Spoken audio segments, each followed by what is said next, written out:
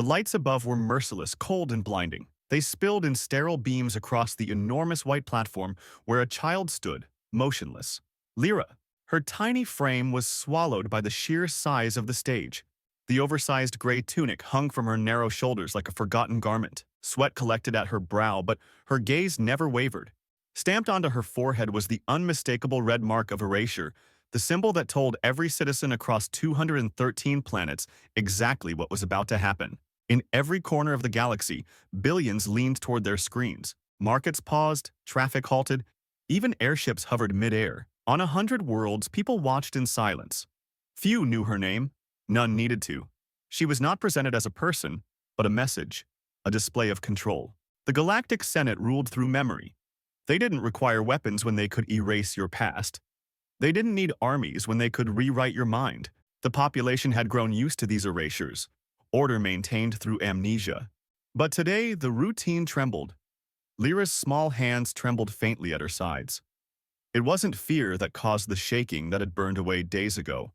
What remained was something quieter, deeper, and more dangerous. Before her, the machine hummed softly. A metallic arch curved over the stage, its glowing blue wires twitching with anticipation, like hungry veins reaching for her. The memory extraction unit, designed to strip identity, sever attachments, cleanse history. Behind the observation glass, Dr. Halden observed carefully. He told himself he was a scientist, objective, unattached. But even he could feel the wrongness of this scene. The girl was not behaving as she should. Children usually screamed, or froze, or collapsed into tears. But Lyra stood like a flicker of defiance wrapped in silence. The announcer's voice echoed across every screen, flat and emotionless. Subject 7C, age 9. Mind clearance scheduled. Public broadcast authorized by the Galactic Senate. No reaction from her. She had not cried when guards ripped her from the orphan shelter. She had not whimpered when her head was shaved bald, nor when the red sigil burned into her skin. But now, she stared into the towering machine with eyes that held something dangerous. Awareness. The lead technician whispered behind Halden. "She's not reacting normally, Doctor." Halden answered softly. "Begin the scan." The machine powered up with a rising pitch. Thin tendrils of light danced toward her scalp. A blue scanner passed across her face. And then something shifted. Inside Lyra's mind, faintly at first, a melody began to hum. 3 notes. Simple, familiar, ancient. A tune buried so deep it should have been unreachable. And behind it, like a breath across distant stars, a woman's voice whispered, "When the stars are watching, say the name." Her lips twitched. She whispered something softly, barely audible. The assistant next to Halden gasped, her tablet slipping from trembling fingers and shattering against the floor. Halden's voice tightened. "What did she say?" The assistant, pale and shaken, could only stammer. I couldn't make it out." Lyra's eyes wandered across the massive crowd, blank faces watching her like distant ghosts. She recognized no one, but something pulsed in her chest, a memory her mind couldn't grasp but her heart still remembered. A flash, a woman's hand tucking her hair behind her ear. A quiet melody hummed in the dark. A warm voice, a mother's voice. "Gone." High above, behind reinforced glass, Chancellor Varys leaned forward, his pale fingers clutching a crystal glass. His veins pulsed with a faint blue shimmer, the result of too many years of chemical longevity. His voice crackled through the comms, sharp as a blade. "Turn up the audio, immediately." The countdown continued, silent but relentless. 60 seconds until full wipe. Halden stepped forward. His voice was gentle now, directed only at the child. "Do you know who you are?" Lyra raised her eyes to him. "No," she answered. Then she smiled faintly. "But you do." Across distant moons and buried rebel outposts, small bands of resistance watched the broadcast unfold. Their screens flickered softly in dimly lit bunkers, faces tense as they leaned in. A rebel leader clenched his jaw. "She's holding. They didn't break her." "Do we trigger the backup plan?" another whispered. The leader shook his head. "Not yet. She must say the name. Only then will the lattice collapse." Far above, in the hollow core of the Galactic Senate's power, unseen tremors were beginning to ripple. Halden stared at his monitor. The neural density readings scrolling across the screen were like nothing he had ever seen. The girl's brain activity wasn't simply resisting. It was layered, complex, like threads coiled tightly beneath conscious thought. Impossible, the assistant whispered urgently beside him. Sir, we're detecting encrypted clusters inside her hippocampal storage. Multiple encrypted sequences. Halden's breath caught. That's not possible. Those patterns were purged from all systems decades ago. His eyes dropped toward the stage. Lyra's foot was tracing something on the pristine floor. A simple mark, as innocent as a child's doodle. A circle with a slash drawn through its center. The shape pierced Halden like a blade of cold recognition. That symbol hadn't been seen publicly in years. A symbol belonging to a single woman. Sira Marn. The traitor. The rebel. The one who vanished 10 years ago. The one who had nearly broken the Senate's control system before being hunted down and erased. Lyra's mother. A chill rippled through him. This wasn't just a random child swept up for demonstration. She was a planted weapon. His throat went dry as the horrifying weight of it crashed down. This child carried something far more dangerous than forbidden memory. She carried legacy. Behind the thick glass, Chancellor Varys watched the symbol forming beneath her toes, and his lips thinned. His voice cut across the control room, venomous. She knows. An officer beside him flinched. Knows what, Chancellor? Varys didn't answer. He simply whispered more to himself. If she speaks the name, we lose everything. The countdown flashed. 45 seconds. The humming machine deepened, sending a low vibration through the stage floor. The cables above twitched like metallic serpents. Inside her mind, the song grew louder. The name is a key, Lyra. Not for you, for them. The woman's voice was stronger now, familiar, soothing. Lyra closed her eyes briefly. She could almost feel her mother's breath against her ear. Halden's heart pounded against his ribs. Sweat gathered at his brow. His earpiece crackled with Varys's voice, cold as steel. Dr. Halden, you are wasting precious seconds. There is an anomaly, Chancellor, Halden replied cautiously. If we proceed without stabilizing, we risk triggering. You risk nothing except your loyalty, Varys snapped. Proceed, now. In the control bay, the technicians hovered over their consoles, their hands frozen midair. Even they sensed it now. This was no longer a routine procedure. The very system they served trembled beneath invisible currents. Outside the Senate dome, across billions of homes, the galaxy held its collective breath. The timer blinked insistently. 30 seconds. Suddenly, a crackling static snapped through the air.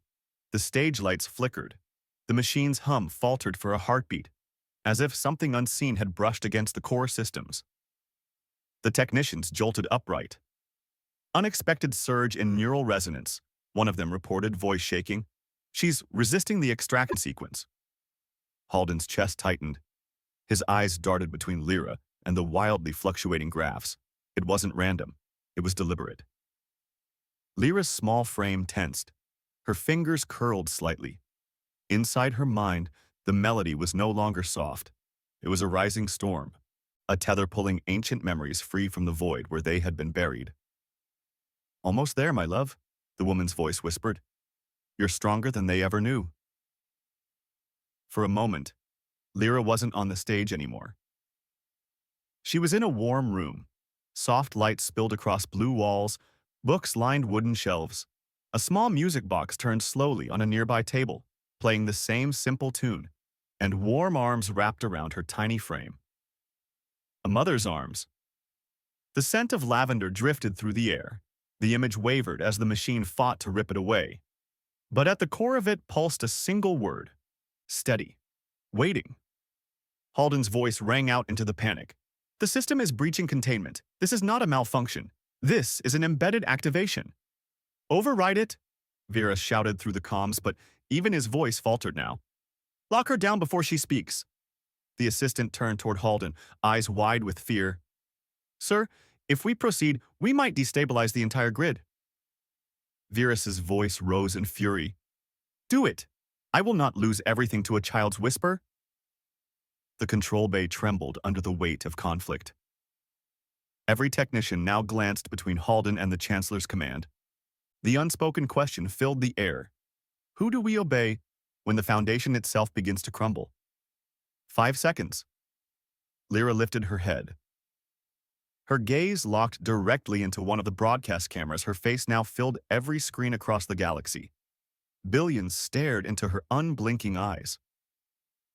The melody inside her reached its crescendo, no longer a song, but a roar of memory unleashed. She opened her mouth.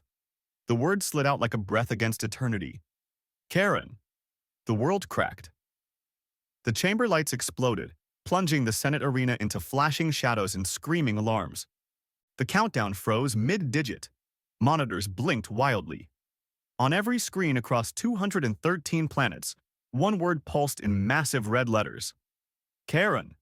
The technicians shouted in panic as their systems spiraled out of control.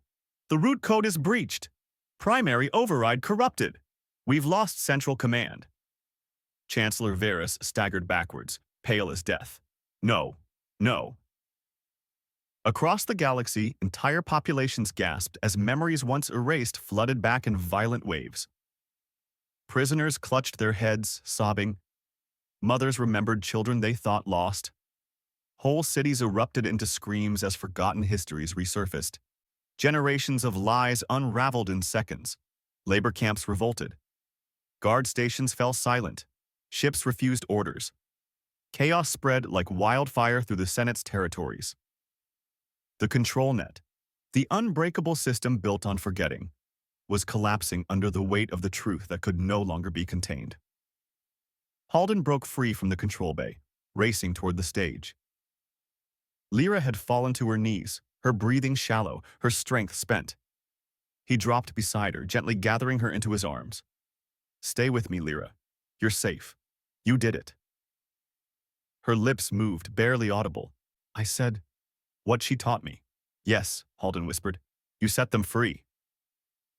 Around them, the world crumbled. But Lyra closed her eyes with a faint, peaceful smile. The Senate chamber dissolved into chaos.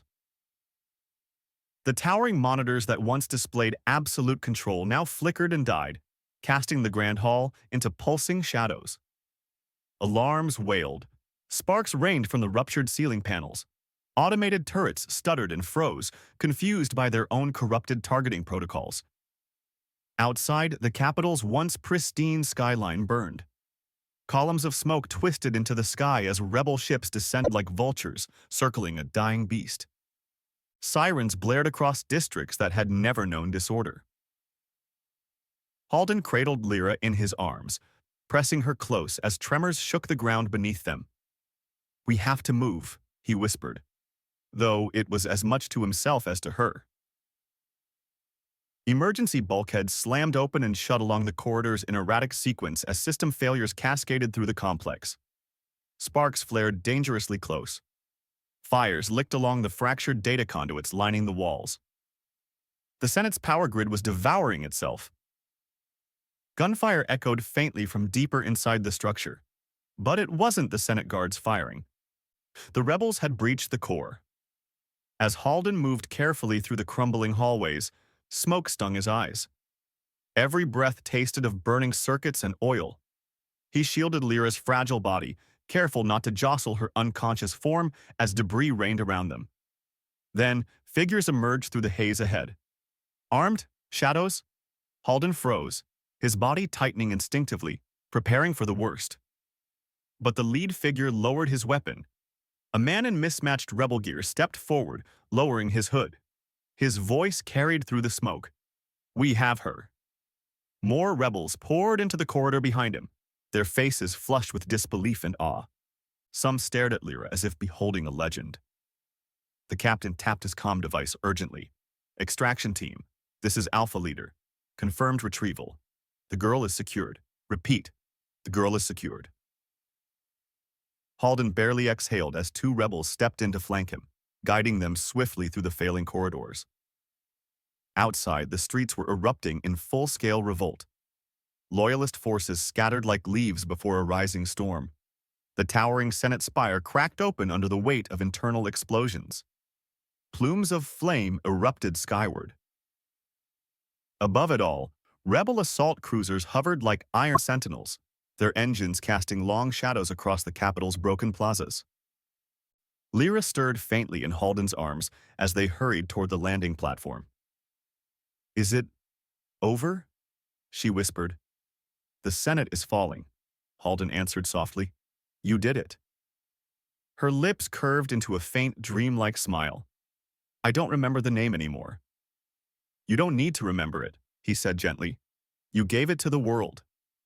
The landing platform loomed ahead, and the rescue craft's engines roared to life, ready to carry them into the uncertain future of a galaxy that had, at last, remembered itself. Months passed. The galaxy shifted beneath the weight of its returned memories. The Senate was no more. Its towering halls lay in ruins, swallowed by ivy and silence. On distant worlds, citizens rediscovered histories long buried beneath manufactured ignorance. Whole families reunited after generations of artificial separation. Forgotten languages were spoken once more. Songs once banned now filled marketplaces and open plazas. But even in victory, the galaxy remained cautious. Without the Senate's iron grip, factions emerged. Some sought power, others sought justice. Reconciliation commissions were formed. The crimes of memory erasure were documented in painstaking detail. Survivors stood beneath new flags, giving testimony no one had thought possible mere months earlier. Throughout it all, one name lingered softly on every planet: Lyra. But she was no longer seen. On a quiet moon far beyond the Senate's former reach, hidden among lush forests beneath twin violet moons, Lyra lay in recovery under warm amber lights. The rebel enclave on Kalos had become her sanctuary. She slept for days at a time in the recovery ward, her small frame slowly healing from the mental toll of what she had carried. Halden rarely left her side. He sat for long hours listening to her steady breathing, watching over the child who had dismantled an empire with a single word. Doctors came and went, shaking their heads in quiet amazement at her neural scans. What she had done, what had been embedded inside her, should not have been possible. But it had been, and the galaxy would never forget. One evening, as pale moonlight spilled across the ward, Lyra stirred fully awake for the first time. Her voice was soft, fragile. "Where are we?" "Someplace safe," Halden said, leaning closer. "Far from anyone who can hurt you." Her gaze drifted upward toward the glass ceiling, where the twin moons hovered quietly in a velvet sky. "Is it really over?" she asked. Halden nodded gently. "The Senate is gone. Their network is broken." A pause. "I don't remember what I said." Halden smiled faintly. "You don't need to. You remembered the song. That was enough." For a while, neither spoke. The room hummed softly with the peaceful rhythm of distant crickets. Outside, new gardens blossomed, wild and untamed, growing freely under skies no longer watched. "What happens now?" Lyra finally asked. "Now," Halden answered softly, "the galaxy learns how to live with the truth." Years slipped by. Lyra grew older beneath the gentle forests of Kalos. She chose a quiet life. She planted flowers, walked beneath the stars. She carried no title, refused every interview, denied every attempt to make her a symbol. But even as time passed, whispers remained. They called her the child who unlocked the sky, the one who remembered what could not be remembered, the one who spoke the forbidden name. Her name became part of every child's education, lessons taught not about power, but about choice. One cool evening, Halden found her standing beneath a tall tree, its branches heavy with silver blossoms swaying beneath the moonlight. He approached quietly, standing beside her in the stillness. "Do you miss it?" he asked softly. She smiled faintly, eyes reflecting the twin moons above. "The stars still sing sometimes," she whispered, "but I don't chase the melody anymore." You carried a weight no child should ever bear, Halden said. We all carry weights, Lyra answered. The choice is which ones we lay down. Halden nodded, pride and sadness woven into his gaze. The world you freed still remembers you, even if they don't fully understand. She looked upward, her voice barely audible. We don't need to understand everything. Sometimes, it's enough just to remember. High above them, among the cold stars, ancient echoes drifted quietly, finally free. And in the ruins of the Senate, now swallowed by vines and silence, one word still remained etched into crumbling stone. Charon.